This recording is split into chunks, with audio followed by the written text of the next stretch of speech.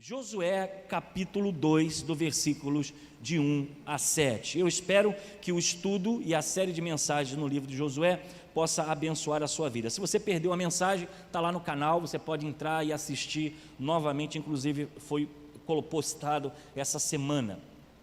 Diz assim a palavra de Deus: Então Josué, filho de Num, enviou secretamente de Shetim, o vale da Acácia, 2 espiões, e lhe ordenou: Ide, examinai todo o território, especialmente Jericó. Eles partiram e encontraram hospedagem na casa de uma prostituta chamada Raabe, e ali foram obrigados a passar a noite. Entretanto, o rei de Jericó foi prevenido. Eis que alguns dos filhos de Israel chegaram aqui ao cair da tarde para espionar a terra. Então o rei de Jericó mandou dizer a Raabe: Faze sair os homens que vieram a ti e entrarem na tua casa, porque vieram para espionar toda a terra. Mas a mulher tomou os 2 homens e os escondeu, e respondeu aos mensageiros do rei: De fato, esses homens vieram a mim, e eu não sabia de onde eram. E havendo de fechar-se a porta da cidade, ao amanhecer, esses homens saíram, e não sei para onde foram. Persegui-os imediatamente, e os alcançareis. Lá, no entanto, os havia conduzido para o terraço, e os tinha escondidos sob as canas de linho que havia disposto em ordem no terraço. E os emissários do rei saíram em perseguição deles até o lugar em que a estrada atravessava o rio Jordão. Que Deus nos abençoe com a sua palavra nessa manhã. Josué agora está com a missão de passar o Jordão e conquistar a terra. Ele envia 2 homens, 2 dos seus soldados, para conhecer o que estava acontecendo exatamente no país e quais seriam os obstáculos que eles teriam pela frente antes de conquistar a terra. Isso é uma estratégia de guerra. No passado você mandava espias, hoje a tecnologia nos dá satélites, nos dá drones que passam por cima da cidade, conseguem filmar tudo, os vales, os rios, as montanhas, para trazer um mapa específico para que a invasão seja perfeita. Mas antes de nós entrarmos diretamente no texto, eu quero dizer aos irmãos que uma das ameaças mais perigosas para o Evangelho nos dias de hoje é nós perdermos a visão de que o Evangelho é transformador. Se a igreja evangélica brasileira perder a visão de que o Evangelho é transformador, que ele não é um evento, ele não é uma reunião para cantarmos música, ou ter palavras de autoestima ou de prosperidade, mas que o Evangelho ele é uma mensagem que transforma a vida das pessoas, provavelmente nós vamos perder a principal essência da igreja. A igreja, durante a sua história, viveu muitos problemas. Na sua fundação, exatamente na igreja primitiva, ela sofreu a perseguição, muitas mortes, cristãos jogados na arena, e ela sobreviveu. O tempo passou, a igreja depois atacada pela Inquisição, pelo Iluminismo, e mais à frente uma doutrina, um ensinamento, pensamento filosófico terrível que afrontou a igreja, que foi o agnosticismo. Mas graças a Deus, grandes apologetas na época, que são homens que defenderam a fé argumentando, como Tertuliano e Irineu, atacou fortemente as teorias e as heresias que se levantavam. A Europa hoje é uma Europa que vive o pós-cristianismo, berço dos avivamentos, berço do crescimento do cristianismo, do avivamento de igrejas lotadas, das missões pelo mundo. A Europa hoje, o que nós encontramos são igrejas vazias, igrejas sendo vendidas, igrejas virando boate, igrejas virando garagens e muitas vezes templos sendo alugados até para outras religiões. E quando eu escuto alguns discursos nas redes sociais pela desconstrução da igreja, eu fico a pensar, há uma linha nesses dias de que a igreja não é importante, de que a igreja não é essencial, de que eu não preciso da igreja, E quando a gente olha um pouquinho para trás, através dos livros de história, você vai ver que essa batalha não é de hoje. Essa batalha da desconstrução do papel da igreja, da missão da igreja e do propósito da igreja vem de muito antes. E o que nós deparamos hoje na Europa é um secularismo, onde a fé, onde a devoção não há mais espaço. E essa frieza espiritual, olhando do mundo global, nós temos o norte vivendo uma frieza espiritual, mas ao sul do globo, vivendo exatamente um avivamento, como no norte da África, aliás, no norte da África, em algumas áreas do Oriente Médio, onde a igreja tem sido resistente e tem crescido. As consequências que nós observamos dessa mentalidade de que a igreja ela não tem o seu papel mais nessa sociedade, que tudo agora é digital, tudo agora é automático, as pessoas deixam de viver a sua fé e trocam esses momentos tão importantes por qualquer outro divertimento ou entretenimento em suas vidas.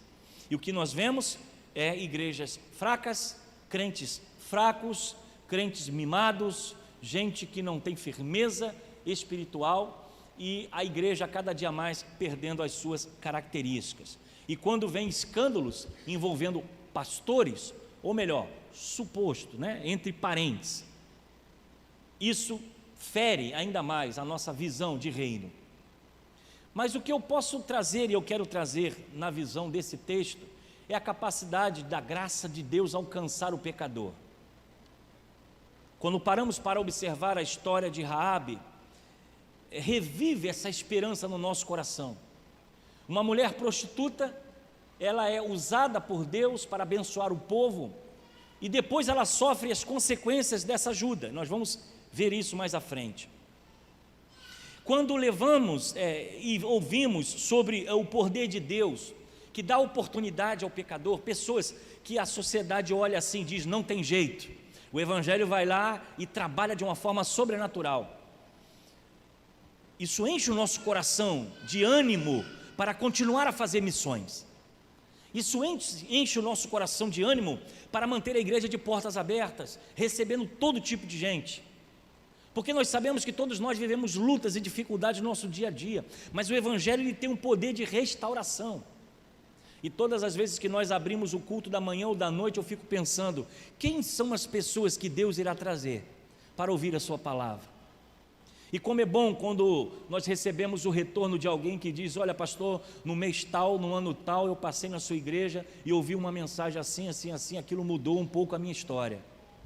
Porque isso é o poder de Deus. A igreja não é feita só para cânticos, para ensaios. A igreja é feita para manifestar a graça e a mensagem do Evangelho restaurador. Se fizermos tudo e não fizermos isso, estamos perdendo tempo aqui dentro. Deus nos chamou para evangelizar, Deus nos chamou para pregar a mensagem da graça de Deus. E o mais interessante é que Deus pode usar as pessoas mais improváveis para cumprir os seus propósitos.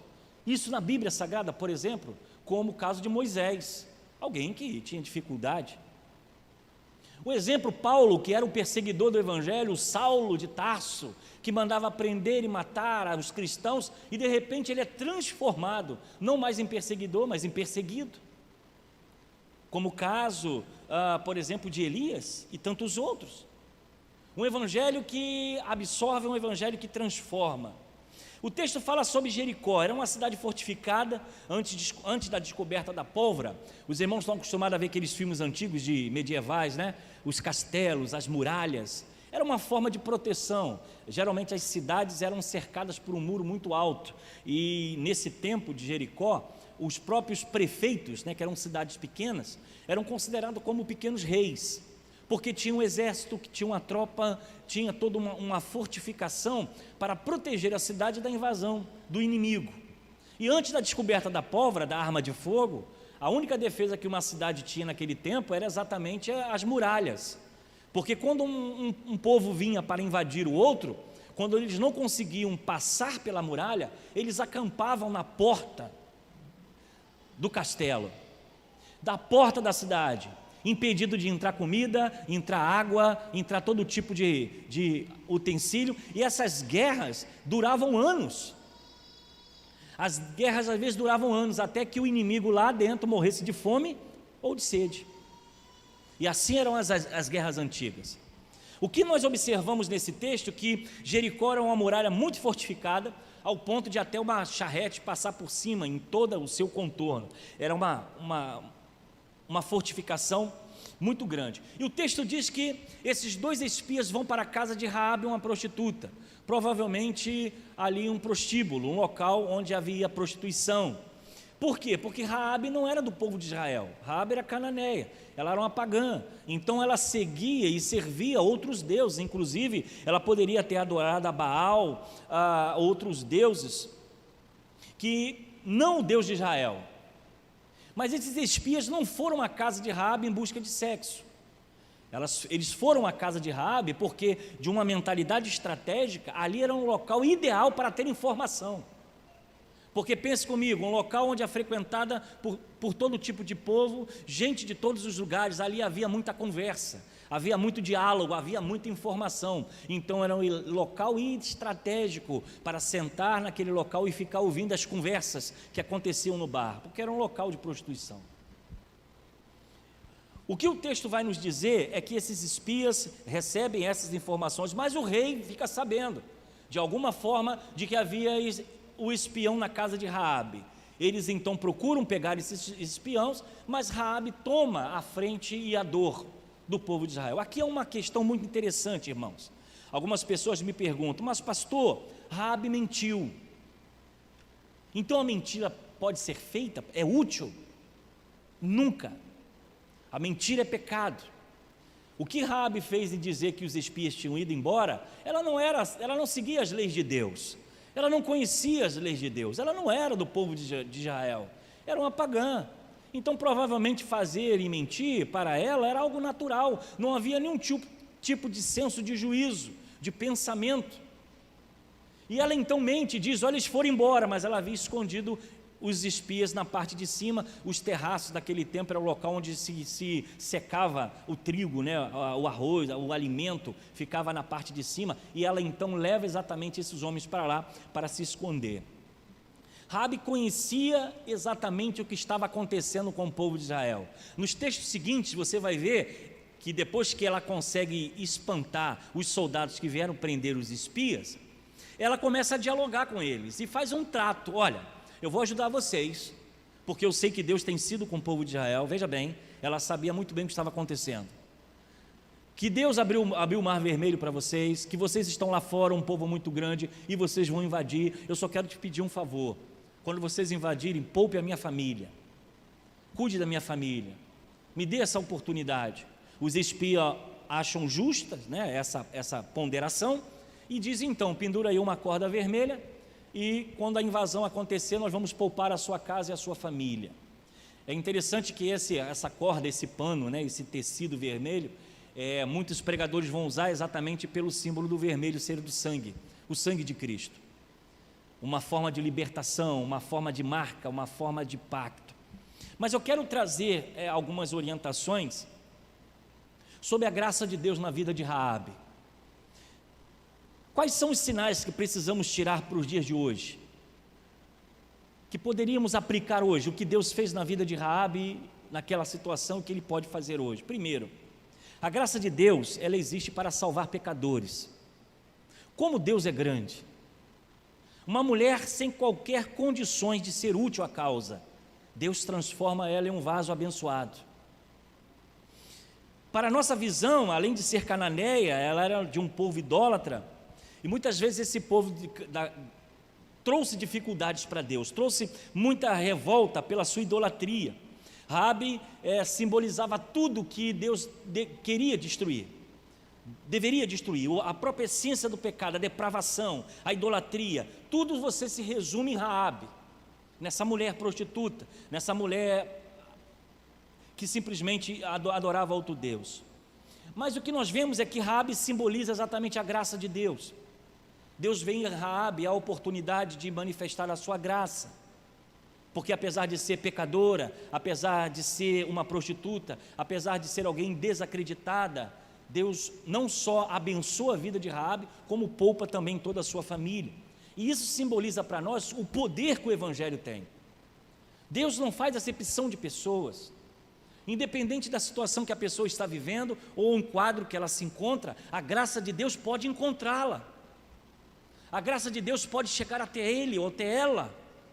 Muitas vezes nós somos julgadores e olhamos a situação da pessoa e pensamos: não, esse camarada aqui não tem jeito. Até temos o pensamento de achar que a pessoa, por ela ter sido tão má nessa vida, ela não merece o perdão. Ela não merece se arrepender. E algumas pessoas pensam: mas a igreja é cheia de ex. E é isso mesmo, porque é a graça de Deus. Eis isso, eis aquilo outro, porque as coisas velhas já passaram e tudo se fez novo. O Evangelho é transformação, o Evangelho é mudança de vida. E isso tem que trazer no nosso coração a motivação de estarmos aqui como igreja.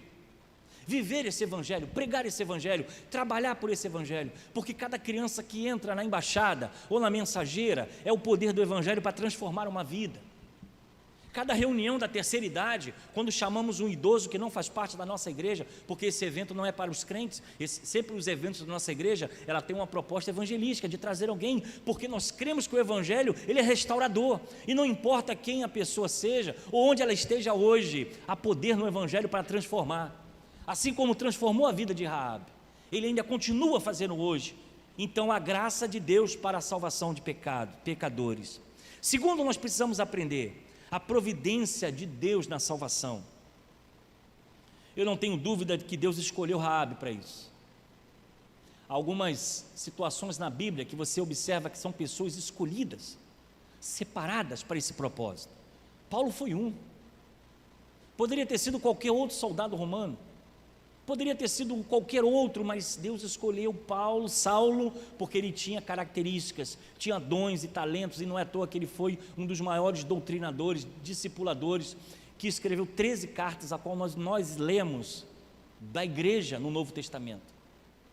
E Raabe, nessa situação que ela está, há uma providência divina que vai além de ajudar o povo de Israel, mas também de dar condições a ela de restaurar a sua vida.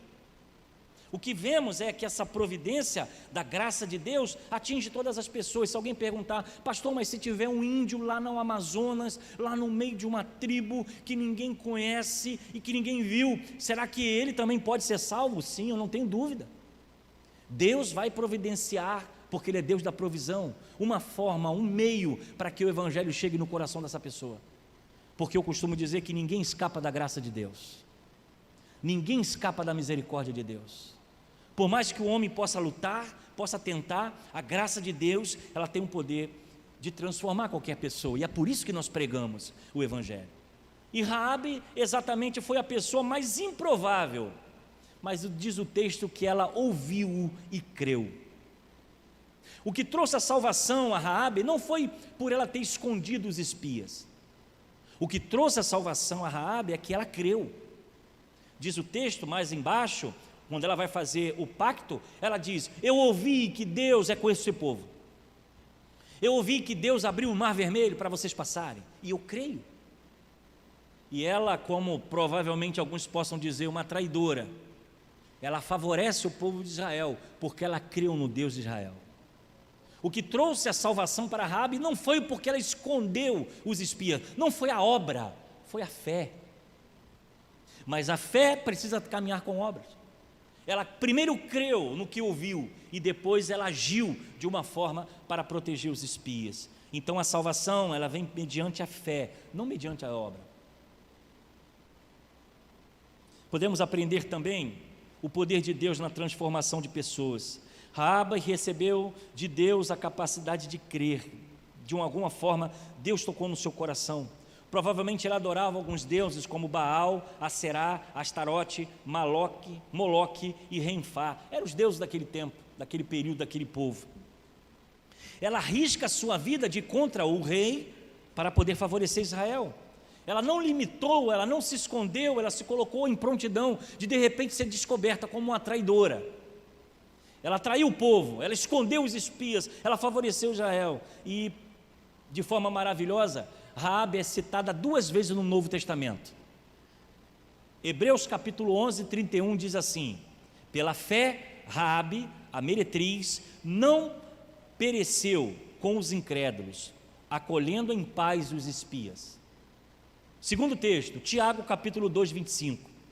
E de igual modo, Raabe, a meretriz, não foi também justificada pelas obras, quando reconheceu os emissários e os despediu por outro caminho. Uma prostituta até hoje é reverenciada pelos judeus, porque essa história para o povo judeu marca uma passagem, um momento importante na invasão de Jericó. Essa prostituta foi recebida e ainda é exaltada hoje pelo povo judeu, mas tem um detalhe mais interessante: ela entrou na genealogia de Jesus. Se você pegar Mateus capítulo de 1 a 5, você vai ver: e Salmão gerou de Raabe a Boaz, e Boaz gerou de Rute a Obed, e Obed gerou a Jessé, e aí vai Davi e depois Jesus. O que nós observamos é que Raabe é celebrada pelos judeus, mas mais do que isso, a misericórdia de Deus foi tão grande com ela, que ela não apenas ajudou os espias, ela fez parte da genealogia de Jesus. Na genealogia do nosso Salvador, do Cristo crucificado, existe uma ex-prostituta, que fez parte da sua linhagem. Talvez você nunca tenha percebido isso, mas eu quero trazer aqui apenas algumas aplicações para a gente poder terminar. Primeiro, que maravilha, né? Entender que a obra missionária pode transformar pessoas de prostituta a estar na linhagem de Jesus, na genealogia de Jesus, de ter dado na sua geração de filhos e filhos e filhos uma prostituta que fez parte da história do nosso Messias. Muitas vezes nós pensamos que tudo está perdido, mas aí a graça de Deus vem e transforma a nossa vida. E eu quero terminar aqui com duas aplicações. Primeiro, para você que é mãe, você pode estar pensando o seguinte: meu filho está perdido, está afastado, não tem jeito, está na droga, está longe do caminho do Senhor, ele vai morrer qualquer dia, ele vai morrer qualquer hora. Eu quero dizer, quando a graça de Deus chegar na vida dele, meu irmão, não tem para ninguém. Assim como foi para a vida de Raabe. Às vezes nós olhamos os nossos filhos, porque eu sei que há muitas mães aqui que choram o afastamento dos seus filhos da casa do Senhor, ou talvez do seu esposo, ou da sua esposa, ou de alguém que você ama, e você pensa: não tem jeito, ele está num caminho tão ruim, ele está fazendo isso, está fazendo aquilo, não tem jeito, não tem como. Como você pode pensar assim, se a graça de Deus alcança a vida de uma prostituta e coloca ela não só para ajudar os espias, mas na própria genealogia do Messias? O que ele pode fazer com a nossa vida, o que ele pode fazer com a sua família, o que ele pode fazer com a sua história. O que nós precisamos colocar no nosso coração é que nada está perdido a partir da graça de Deus. Deus continua a fazer milagres e nós precisamos continuar a pregar e ensinar as boas novas da salvação. Por mais que algumas pessoas dizem: mas esse papo já está cansando, esse papo já é antigo, esse papo já estou cansado de ouvir. Não importa, o Evangelho sempre será uma palavra, uma porta para transformar a vida das pessoas.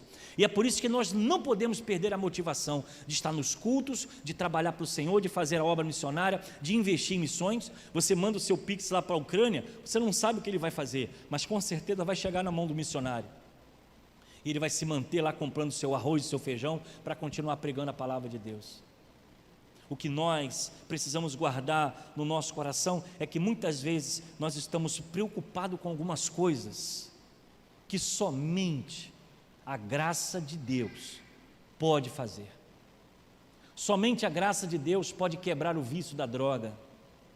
Somente a graça de Deus pode colocar aquilo que está torto no lugar.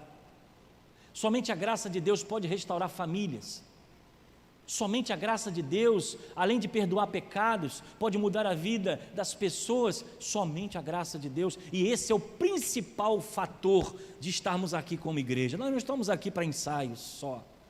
Nós não estamos aqui só para fazer evento, escola dominical.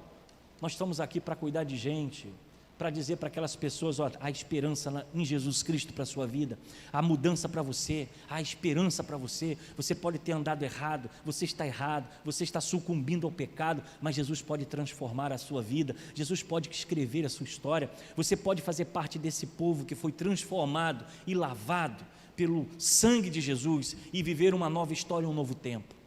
A graça de Deus nos impulsiona a vivermos como igreja, porque há poder na mensagem do Evangelho. E o que nos motiva a estar aqui todo domingo é falar: Jesus transforma, Jesus muda. Pessoas que estão já desesperadas, pensando no suicídio, porque não tem mais prazer em viver, olham para um lado, olham para o outro, não encontram saída, não tem uma palavra amiga, só tem notícia ruim. Aí você vem com o evangelho e diz: ó, vem cá, Jesus te ama como você está, Ele pode mudar toda a sua história. Alguém diz: mas ninguém nunca falou isso para mim, fui rejeitado pelo meu pai, fui rejeitado pela minha mãe, a sociedade só me critica, a sociedade só me deixa de lado. Não, Jesus veio buscar e salvar o que se havia perdido. E essa tem que ser, amados irmãos, na história de Josué, a nossa maior esperança. Uma prostituta que foi usada por Deus para abençoar o povo de Deus, ao ponto de que ela entra na genealogia de Jesus, para que o Messias viesse ao mundo. Que Deus nos dê essa visão de graça, e que o perdão de Deus possa invadir o nosso coração. E talvez coisas que você carrega na sua vida, que você ainda não conseguiu, não é perdoar o outro, não, você não conseguiu se perdoar. Deus tem um perdão para a sua vida, e Ele pode mudar completamente a sua história. Feche seus olhos, vamos falar com Deus. Pai, eu te louvo porque Tu és um Deus maravilhoso, um Deus grande, é um Deus que não faz acepção de pessoas, é um Deus que não olha as nossas fraquezas e nos deu a Tua graça, o Teu perdão na cruz do Calvário. Tu és o Deus que muda a história, e aqui estamos como pecadores e pessoas que necessitam da Tua graça. Senhor, que essa chama, esse amor de viver a Tua palavra, de amar a Tua palavra, de pregar a Tua palavra, de pregar, ó Deus, para independente de quem seja, a oportunidade de ver pessoas restauradas e transformadas pelo Teu Evangelho. Nos dê, ó Deus, essa graça, nos dê esse poder. Perdoa os nossos pecados, recebe a nossa gratidão nessa manhã. É no nome de Jesus que eu oro e te agradeço. Amém. Que Deus te abençoe. Logo mais à noite nós vamos seguir e nós vamos avançar na mensagem Caminhando com Deus, ainda em Josué, e eu convido você a estar presente. Se você puder vir, deve vir para ouvir mais um pouco, mas leva isso no seu coração. A graça de Deus alcançou a Raabe e alcançou a cada um de nós. O que você fez, o que você aprontou, por onde você passou, todas as coisas mediante o perdão são jogadas no lago de esquecimento. As coisas velhas já passaram e eis que tudo se fez novo. Que Deus abençoe a sua vida. E se alguém aqui afastado do caminho do Senhor, alguém que anda num tempo longe, é tempo de você voltar para viver uma nova história e um novo tempo com esse Deus que restaura, que transforma e que cura. Deus abençoe e que você tenha um almoço em Cristo Jesus em família. Logo mais estamos juntos, se o Senhor assim nos permitir.